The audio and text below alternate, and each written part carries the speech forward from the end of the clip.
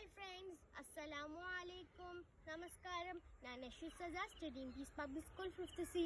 ഇന്ന് ഡിസംബർ 23, കർഷക ദിനം. കർഷകരാണ് നമ്മുടെ നാടിൻ്റെ ജീവനാടി. നമ്മൾ കർഷകരെ ബഹുമാനിക്കണം, ആദരിക്കണം, പരിഗണിക്കണം.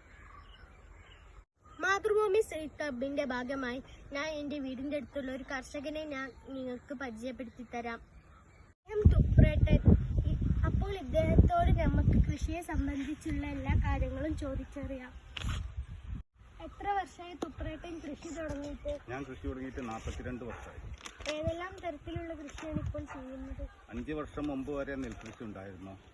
മറ്റുള്ള കാലങ്ങളിലൊക്കെ പൂളകൃഷിയാണ് ഉള്ളത്. പിന്നെ ഇടയ്ക്കൽ പച്ചക്കറി കൃഷി ഒക്കെ ഉണ്ടാകുന്നുണ്ട്. ഇടയ്ക്കൃഷിയായിട്ട് അതൊക്കെ തന്നെയാണ് ഉള്ളത്. കൃഷി ചെയ്യേണ്ട രീതി എങ്ങനെയെന്നൊന്ന് വിവരിച്ചു. കൃഷി ചെയ്യുന്ന രീതി എന്ന് പറഞ്ഞാൽ ഞങ്ങൾ ചിങ്ങം മാസത്തിലാണ് സാധാരണ നിലയിൽ പിന്നെ പൂള കുത്താറുള്ളത്.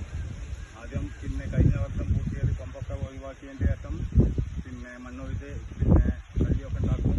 അത് കഴിഞ്ഞിട്ട് അത് ചിങ്ങം ഒരു പകുതിയോട് കൂടി പിന്നെ 3 ആഴ്ച കഴിയുമ്പോൾ കൂടുമ്പോൾ നനച്ചുകൊണ്ടിരിക്കും, വളമിടും. പിന്നെ 6-7 മാസം കഴിഞ്ഞാൽ മീനം മേടമാസത്തിലേക്ക് അത് വിളവെടുക്കാൻ പാകാവും. വിളവെടുക്കും. നെൽകൃഷിയെ കുറിച്ചൊന്ന് പറഞ്ഞു തരാമോ? നെൽകൃഷിയെ കുറിച്ച് പറയുകയാണെങ്കിൽ നെൽകൃഷി പിന്നെ ആദ്യമായിട്ട് നമ്മൾ വിത്ത് നനച്ച് പിന്നെ ഒരു പാത്രത്തിലോ അല്ലെങ്കിൽ കൊട്ടയിലോ ഒക്കെ ആക്കി നനച്ച് വെക്കും, ചാക്കിലൊക്കെ ആക്കി നനച്ച് വെക്കും. എന്നിട്ട് 5 ദിവസം കഴിഞ്ഞിട്ട് അത് നാച്ചടി ഉണ്ടാക്കി അതിൽ പോവും.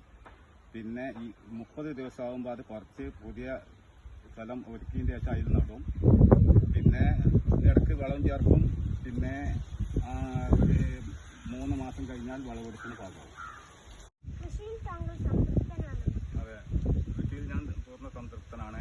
പിന്നെ നമ്മുടെ നാടിന് വേണ്ടിയിട്ട്, നാടിന് ഭക്ഷണത്തിന് വേണ്ടിയിട്ട് പിന്നെ ചെയ്യുന്ന ഒരു പ്രവൃത്തിയുള്ളൂ. അതിൽ ഞാൻ കൂടുതൽ സംതൃപ്തനാണ്. പിന്നെ വരും തലമുറക്കൊരു പ്രചോദനം കൂടിയാണ് കൃഷി.